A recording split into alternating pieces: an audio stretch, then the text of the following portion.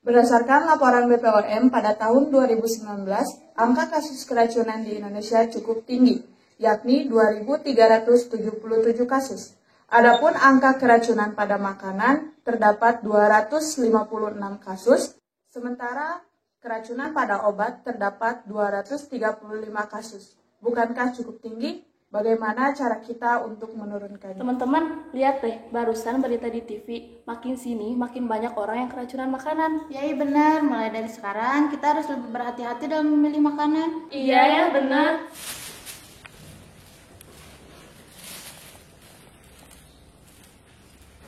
Dan Kasih tahu.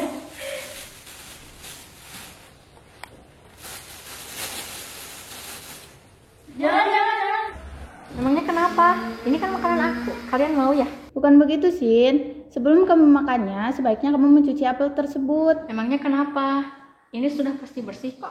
Bakteri itu tidak dapat dilihat dengan mata telanjang, Sin. Harus memakai alat, tetap saja kita harus mencucinya sebelum dimakan. Iya betul, Sin. Tidak mencuci buah-buahan dan sayuran sebelum dimakan akan berbahaya bagi tubuh kita.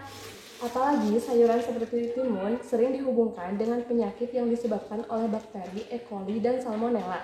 Kedua bakteri ini dapat menyebabkan kita terkena gangguan pencernaan seperti sakit perut hingga diare.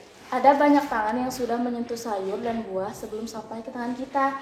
Kita tidak tahu apakah tangan-tangan itu bersih atau kotor. Bahkan kita juga tidak tahu siapa saja yang sudah menyentuh sayur dan buah itu. Kotoran dan bakteri itu bisa tetap hidup dan menempel di permukaan sayur dan buah.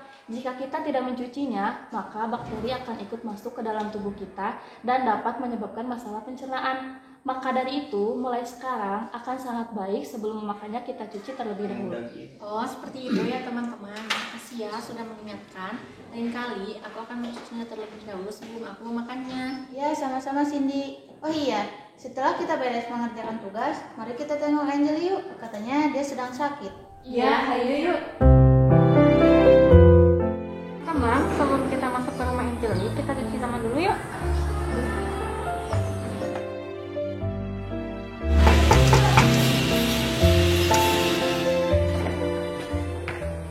Bagaimana keadaanmu? Aku masih kurang baik nih. Kenapa kamu bisa sakit seperti ini? Teman-teman, jadi kemarin aku kan diperiksa ke dokter. Terus kata dokter aku keracunan karena kemarin aku minum minuman itu. Ini minumannya. Mana sih lihat minumannya? Nih. Kok ini minumannya kuning sekali ya? Pernahkah kalian mendengar? Ada pewarna makanan jenis tartazin yang dapat menghasilkan warna kuning yang menarik. Namun sayangnya, pewarna makanan yang satu ini dapat memberikan banyak bahaya bagi tubuh. Konsumsi makanan yang mengandung tartazin secara berlebihan dapat menimbulkan alergi, insomnia, asma, gangguan hiperaktif, hingga kondisi berbahaya lainnya seperti kerusakan kromosom dan penyakit limfoma. Coba sini aku lihat. Selain itu, ketika kamu akan membeli suatu produk, kamu harus mengecek kliknya. Nadia, jadi klik itu apa?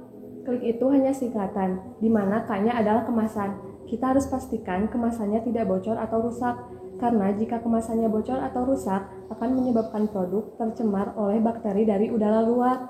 Kemudian, L itu adalah label. Dalam label biasanya terdapat komposisi. Kita bisa tahu bahan apa saja yang terdapat dalam minuman tersebut. Jadi, kita bisa tahu apakah ada bahan bahaya atau tidak. I itu izin edar. Kita harus memeriksa apakah ada izin edarnya atau tidak. Izin edar ini adalah persetujuan hasil penilaian keamanan. Dan terakhir, K-nya itu adalah kadaluarsa. Kita harus pastikan minuman yang akan kita minum masih bisa diminum atau sudah kadaluarsa. Makan makanan kadaluarsa bisa berbahaya karena dapat mengandung berbagai jenis bakteri yang dapat menyebabkan keracunan makanan berat. Oleh karena itu, kita harus pandai dalam memilih makanan yang aman. Ketika kita sakit, kita akan ketinggalan pelajaran akibat tidak sekolah. Kita harus sehat agar dapat belajar dengan baik sebagai masa depan bangsa. Salah satu caranya ialah dengan memakan makanan yang aman bagi tubuh agar kita menjadi pemuda yang sehat.